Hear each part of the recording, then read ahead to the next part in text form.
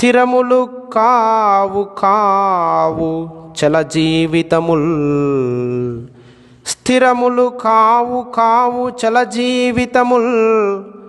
సిరి సంపదల్ సుఖం కరములు కావు కావు. పలు గద్దెలు మిద్దెలు నాత్మశాంతి కాకరములు కావు కావు. నవకమ్ములు నిత్యము కావు కావటం చరుచుచునుండే కాకి. కనుమల్లదిగో బహరాము గోరిపై.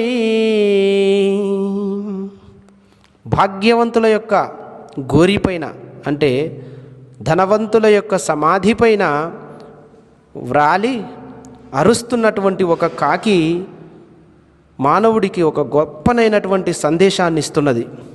ఏంటంటే స్థిరములు కావు కావు చల జీవితముల్. ఈ జీవితము స్థిరం కాదు, ఈ జీవితాలన్నీ కూడా స్థిరమైనవి కావు కావు అంటుందట. సిరి సంపదల్ సుఖంకరములు కావు కావు. నీ యొక్క సిరి సంపదలు నీకు సుఖాన్ని ఇచ్చేటటువంటివి ఏమాత్రము కావు కావు. పలు గద్దెలు మిద్దెలు నా ఆత్మశాంతి కాకరములు కావు కావు. నీవు అధిష్ఠించినటువంటి సింహాసనాలు, నువ్వు అధిష్ఠించినటువంటి అధిరోహించినటువంటి పదవులు, నువ్వు అనుభవిస్తున్నటువంటి మిద్దెలు, ఆ గద్దెలు మిద్దెలు నీ యొక్క ఆత్మశాంతికి నిలయము ఎంతమాత్రము కావు కావు అని చెప్తుందట ఆ కాకి. నవకమ్ములు నిత్యము కావు కావటం చరుచుచునుండే కాకి.